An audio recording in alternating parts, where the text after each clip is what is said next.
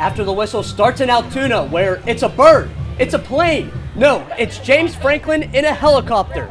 Penn State's head coach made a surprise visit to the Harrisburg-Altoona game, greeting and shaking hands with fans.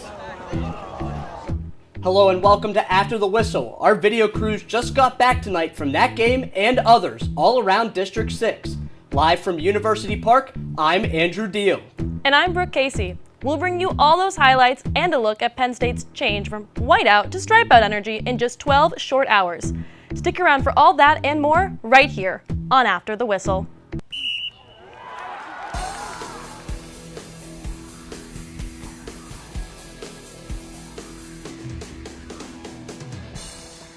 Just minutes ago, our Game of the Week staff walked back from State High District Memorial Field, where the Little Lions hosted the Cedar Cliff Colts.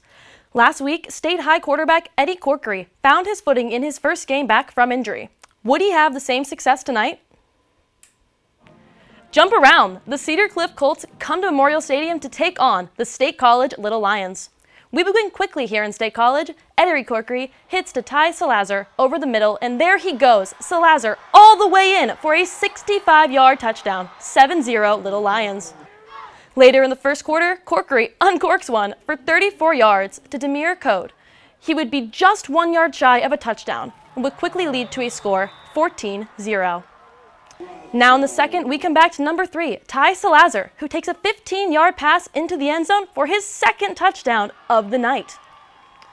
Later in the second, Lamar Wilson plunges his second touchdown of the night as well. What a day. The Little Lions keep on roaring as they go on to beat Cedar Cliff 38-0. Cedar Cliff will return home to host Carlisle State. State College will make the trip to Central Dauphin East to try to keep their streak alive. Our Game of the Week reporter, Eric Morris, took the walk down to Memorial Field. Eric, what's the difference in tonight's game? Yeah, Brooke, if you've been watching State College football this season, you would know the names Eddie Corkery, Ty Salazar, Michael Gall even. Those are all names you'd be more than familiar with. However, we wanted to show some love tonight to Lamar Wilson and his entire offensive line. This game started off like a dream for the Little Lions. They jumped out to a 14-0 lead in the first quarter. Eddie Corkery and Ty Salazar stuck the pedal to the floor, and gas was cheap. I have no idea how many yards they had, but I know it was a lot. Those two are just they're special kids, great young men, and kids that really represent our program well. The State College Little Lions offense made its way to the end zone in just a split second. A long ball touchdown gave the team the lead just 4 minutes into the game, and the show, it was only getting started. I don't want to say it too loud, but he has not been sacked in a year and a half. Ever as a starting quarterback. That's a tribute to the guys up front. A combination of explosive plays and a steady ground game that added 2 touchdowns of its own led the State College offense all night. We want to shove these guys in the dirt as hard as we possibly can. That's our attitude every single week. We had to come out and show us who we are. We like to run the ball. We play smash mouth football up front. State College's defense also secured multiple takeaways en route to a dominant performance. If you were looking for a complete game tonight, you found it here at Memorial Field. State College, they're going to need another complete game next week when they take on a very tough Central Dauphin East. Live in the studio, I'm Eric Morris for After the Whistle. Back to you, Brooke and Andrew at the desk. Golden Tigers head home for the first time in 2 weeks with a chip on their shoulder. Hollidaysburg's 5-game winning streak was ended on Friday in their loss to Fort Hill. Tonight, the Golden Tigers hosted Jersey Shore. Bulldogs come in red hot on offense after putting up 115 points in their last 2 games. Will they be able to keep that scoring pace in this game? Midway into the first quarter, it's Elijah Jordan. He drops back and launches one into the back corner of the end zone, where Evan Snyder pulls in this acrobatic catch. Bulldogs are up 6-0 after a missed extra point. Snyder was not done making difficult catches as Jordan rolls right and hits him right at the pylon for the toe tap touchdown, making the score 13-0 late in the first quarter. Gotta love to see it. Second quarter now, Brody Herr under pressure and drops the ball on a punt, and Ryan Morningstar falls on it deep in Bulldog territory. That led to a field goal, which made it 13-10, Jersey Shore. Golden Tigers now at the 2, and it's Maddox Bainey on the quarterback keeper. He spins into the end zone to put Hollidaysburg into the lead. Hollidaysburg took a 17-13 lead into the half and held on in the fourth quarter for the 27-25 win on homecoming. Golden Tigers go to 6-1 and will host Selinsgrove next week, while Jersey Shore falls to 5-2 and will travel to Penwood next. While our reporters were out covering the matchup between Harrisburg and Altoona, they ran into someone quite unexpectedly. Penn State's football's head coach, James Franklin, arrived to tonight's game via helicopter to check out the game of Penn State commit Messiah Mickens. Franklin took the time to take photos with fans in attendance before taking off for East Pennsboro to catch another game. Traveling north just 12 minutes brings us to Mansion Park, where Altoona hosted Harrisburg. The Cougars have gone 5-0 against the Mountain Lions in the last 5 contests and come in with 5 straight wins. Altoona is looking to bounce back after 7 straight defeats. Tensions run high over in Altoona tonight as both teams prepare for a brawl. Running back Messiah Mickens gets things started early on tonight with a 32-yard run on Harrisburg's first drive of the game, setting the tone of the night. Bet James Franklin loved that one. He sure does. Harrisburg once again finds themselves just outside Altoona's end zone, where wideout Quincy Brannon makes a one-handed catch, tucking the ball and breaking tackles for 6. Mickens with another score as he barrels through defenders on the ground from 17 yards out, making the score 20-0 Altoona. Harrisburg would comfortably take the win this game by a strong defensive performance and a powerful run game final score 33-0. Harrisburg will advance to 6-1 in this season as they prepare to face off with Cumberland Valley, while Altoona, now 0-7, looks forward to their matchup with Chambersburg to add to their win column. Now for some scores around District 6. The away Mount Union team defeated the home Juniata Valley 46-0 in a blowout game. Bald Eagle area not having much luck against Clearfield, losing 41-7. Over to Penn Cambria and Chestnut Ridge, another blowout with Cambria putting up 45 against Chestnut Ridge's 7.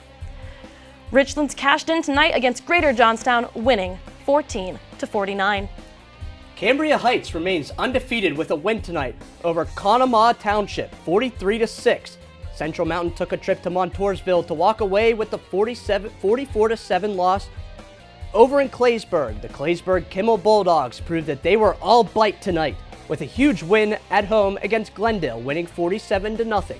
In our only close game tonight, Chambersburg at Carlisle, the Chambersburg Trojans would win 28-13 over the now 0-6 Carlisle Thundering Herd. Let's head over to Huntingdon, where the Bearcats took on the Tyrone Golden Eagles. When these two teams played a year ago, Tyrone took home the 39-7 win. Will Tyrone repeat their success, or does Huntingdon have a new game plan this year? Can't wait to see. Bearcats run onto the field looking to get their first win of the season. Tyrone up 8-0 early after turnovers on both sides, and it's deflected and intercepted by Clayton Moore. The Golden Eagles would then capitalize off the turnover to get their second touchdown of the game. The 2-point conversion hits off the throw from Ashton Walk to Trent Adams. Golden Eagles up 16-0. Homecoming court arriving in style tonight on golf carts. I would love a golf cart, guys. The Golden Eagles wouldn't stop there as Ashton Walk connects with Trent Adams again for a 54-yard touchdown to the house, extending their lead 24-0. The Bearcats would finally respond in the final seconds of the half as Elliot Geisler received a wide-open pass to cut the lead 24-7. Tyrone Golden Eagles would go on to spoil the Bearcats' homecoming as they went on to win the game 32-7. With the win, Tyrone gets back into the win column and moves to 3-4 and will face Central Cambria at home next week. Huntingdon still looking for their first win of the season, moving to 0-7 as they will face Forest Hills at home next week. Moving over to our battle of the run game, Bellefonte versus Phillipsburg Osceola. Both teams have been excellent on the ground this season, with Bellefonte averaging 190 rushing yards per game and PO coming close to matching that with 151 yards averaged. Will it be a battle on foot, or will a side have to switch up their strategy? The Luther Trophy is on the line as Bellefonte seeks revenge against PO. Red Raider QB Liam Halterman scrambles around and finds Ashton Howell for a 16-yard score with 7 minutes left in the first. What a catch. What a throw there, too. I know, and the celebration Early in the second quarter, Halterman used his legs to score from 6 yards out, making it 22-0. Belfont after a successful 2-point conversion. Once again. Later in the second quarter, Red Raiders running back Aiden Howell received the handoff, made a Mountie miss, and turned on the Jets and tightrope walked down the sideline for an 88-yard touchdown run. What a play! Excellent night. Towards the end of the second quarter, PO quarterback Archer Bauman evades rushers en route to completing a pass to Sam McDonald for the first down. The Red Raiders went on to reclaim the Luther Trophy on homecoming night by a score of 43-0. Belfont improves to 5-2 as they host Bishop McCourt next Friday. PO drops to 2-5 and will return home next Friday to face Westmont Hilltop. Bishop McDevitt will head to the road to take on the Cumberland Valley Eagles. Crusaders are coming into the matchup hot, having won their last 4 games. A look at Bishop McDevitt's jerseys there. Bishop McDevitt starts off as the momentum as quarterback Stone Saunders passes to Jonte Quick for a first down. It's a dynamic duo once again. Saunders passes to Quick in the corner for a touchdown. It's a one-man show. Stone Saunders once again. He'll take it himself on the fake, running just out of bounds before the end zone. What a night for Saunders. Changing it up this time, it's McDevitt's Maurice Barnes rushing it in for yet another McDevitt touchdown. Cumberland Valley, however, will show some life. On the Saunders pass intended for Gage Ruth, it's intercepted by Cumberland Valley's Elijah Sherman. Crusaders would cruise in for the 30-8 victory. Bishop McDevitt will be home next week against Central Dauphin, and Cumberland Valley will be at Harrisburg. Earlier this week, the Pennsylvania House Commerce Committee voted to separate playoffs and postseason championship play for public and private schools. Chairman of the committee, Representative Scott Conklin, is in favor of the split, saying private schools have an unfair advantage over public schools. A constitutional majority vote of PA's General Assembly is needed to change the postseason structure. Coming up after the break, we'll show you more highlights from around District 6. Plus, Penn State welcomes the UCLA Bruins to Beaver Stadium for the first time since 1967. Wow.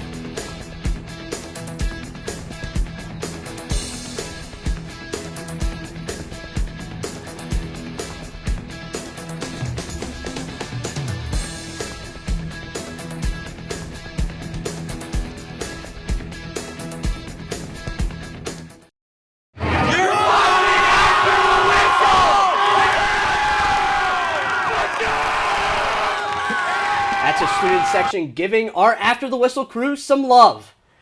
To college football now, the Nittany Lions remain at home after last week's energetic win over Illinois as they continue to prepare for the big noon kickoff and long-awaited reunion against UCLA. Brian Portney has more. That's right, Brooke. It's been 56 years since the Nittany Lions took on the UCLA Bruins. However, with the expansion of the Big Ten, these two will see each other a lot more often. Back in 2022, it was announced that 4 schools from the Pac-12 were joining the Big Ten: USC, Oregon, Washington, and UCLA. However, James Franklin says he isn't looking to give any warm welcomes. We don't think about that at all. This is the team we're playing this week. You know, we need to be prepared to beat them. Like, we're not welcoming anybody. Nick Singleton and Katron Allen have been a dynamic duo for the past few seasons for the Nittany Lions. Coach Franklin discussed the importance of splitting the workload between the 2 star running backs. Specifically at that position, we're selling it on, you don't want to be the back that in your college experience you carried it 800 times. This week, it's about playing Penn State's brand of football, especially on the defensive side. Zachy Wheatley highlighted what that looks like to him. That's confidence, that's aggressiveness. All 11 hats running to the ball and just playing with an edge, and it's kind of just a standard here. Like, if you're on the field for Penn State playing defense, like, that's what you got to do, is be confident and play hard. UCLA is 1-3, looking to knock off the number 7 Nittany Lions. Penn State is just 2-4 all time against the Bruins, and they'll look to get win number 3 this Saturday on Big Noon Kickoff. I'm Brian Portney. Back to you at the desk. It's time for our top 3 plays of the night. Number 3, Eddie Corkery fires a dart and hits Ty Salazar, and he hits the jukebox in terms of his own space. And here's a state-high touchdown. Wonderful. Number 2, Messiah Mickens bulldozing through defenders with a stiff arm on the way to the end zone. Looked like Marshawn Lynch there. Oh, yeah. And at number 1, Elijah Jordan drops a dime to Evan Snyder in the back corner of the end zone. Let's slow it down. It's a perfect throw from Jordan for the Jersey Shore touchdown, a perfect pass and reception. Some might call it a perfect play. There were multiple homecoming celebrations around District 6 this week. Bellefonte had their homecoming. Last year's king and queen were in attendance to crown the new winners. They held their celebrations at halftime. Next, we go to Hollidaysburg, who also had their homecoming festivities. Everyone looked their best for the occasion. Hollidaysburg would only crown their queen. The final homecoming for tonight was at Altoona. The band played as the homecoming court was introduced, as Altoona showcased their potential king and queens.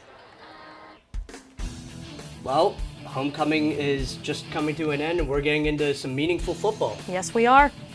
That'll do it for District 6 football this week. For more updates about our show and our coverage of games, follow us on Twitter and Instagram at ATWPSU. I'm Andrew Deal. And I'm Brooke Casey. Tune in next week for more coverage around the area. And of course, Penn State football right here on After the Whistle.